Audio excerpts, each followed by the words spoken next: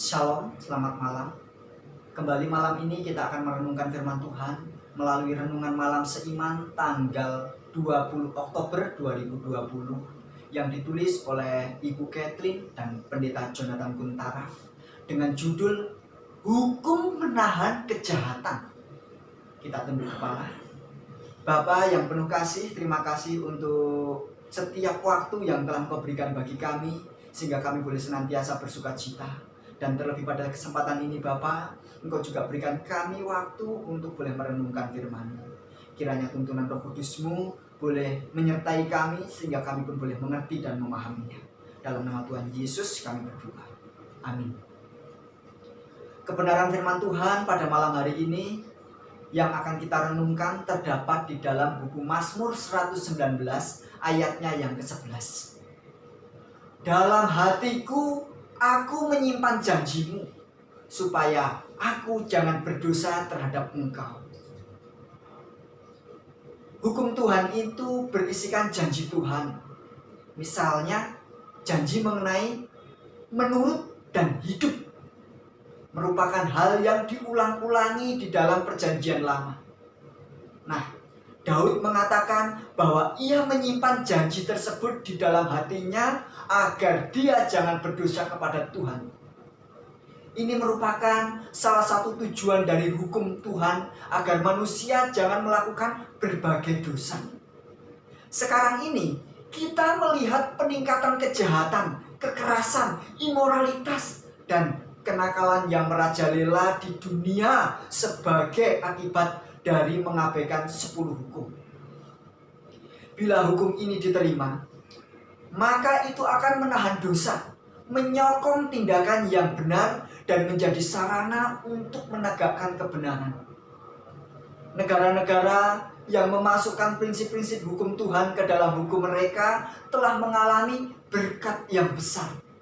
Di sisi lain, pengabaian prinsip-prinsip hukum Tuhan justru membawa kemunduran yang menetap. Di zaman perjanjian lama, Allah sering memberkati bangsa dan individu sebanding dengan penurutan mereka terhadap hukumnya. Kebenaran di dalam Amsal 14 ayatnya yang ke-34 dan Amsal 16 ayatnya yang ke-12 mengatakan bahwa kebenaran meninggikan derajat bangsa. Kata sikap suci dan sebuah takhta menjadi kokoh oleh kebenaran. Mereka yang menolak untuk mematuhi perintah-perintah Allah mengalami musibah, sebagaimana Mazmur 89 ayatnya yang ke-31 dan 32. Begitu juga Amsal 3 ayatnya yang ke-33 mengatakan kutuk Tuhan ada di dalam rumah orang fasik, tetapi kediaman orang benar diberkatinya.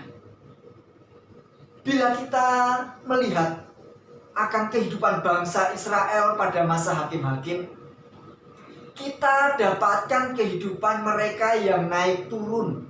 Semuanya bergantung pada penurutan mereka kepada Tuhan. Saat mereka menurut, maka Tuhan memberkati mereka. Namun pada saat mereka melanggar hukum Tuhan, maka kita dapat melihat bagaimana mereka dikuasai penjajah. Demikian juga pada masa-masa raja-raja. Bila raja-raja itu membuat kebangunan rohani yang membawa rakyatnya datang kepada Tuhan, seperti pada masa Raja Hizkia, Josia, atau Josafat, maka kerajaannya menjadi kuat. Dan kita dapat melihat musuh-musuh mereka justru tunduk dan membayar upeti kepada mereka. Namun sebaliknya, pada saat mereka melakukan kejahatan, maka mereka terus-menerus mengalami peperangan melawan musuh-musuh mereka. Penurutan mendatangkan berkat, sedangkan pelanggaran mendatangkan kutuk. Edukasi halaman 173 sampai 174 mengatakan prinsip umum yang sama berlaku saat ini. Walaupun ada kasus tertentu yang terjadi oleh sebab usaha setan, di mana orang baik dapat mengalami musibah seperti pengalaman Ayub. Namun akhir hidup Ayub menunjukkan bahwa Tuhan beserta dengan mereka yang menurut hukumnya. Sementara keselamatan adalah oleh sebab kasih karunia. Namun penurutan kepada hukum Allah jelas akan menahankan kejahatan dan membawa berkat. Kiranya ini menjadi pengalaman kita masing-masing. Kita tunduk kepala. Bapa, terima kasih untuk firman-Mu pada malam hari ini yang boleh kami renungkan. Biarlah kami semakin hari boleh semakin bertumbuh di dalam Engkau.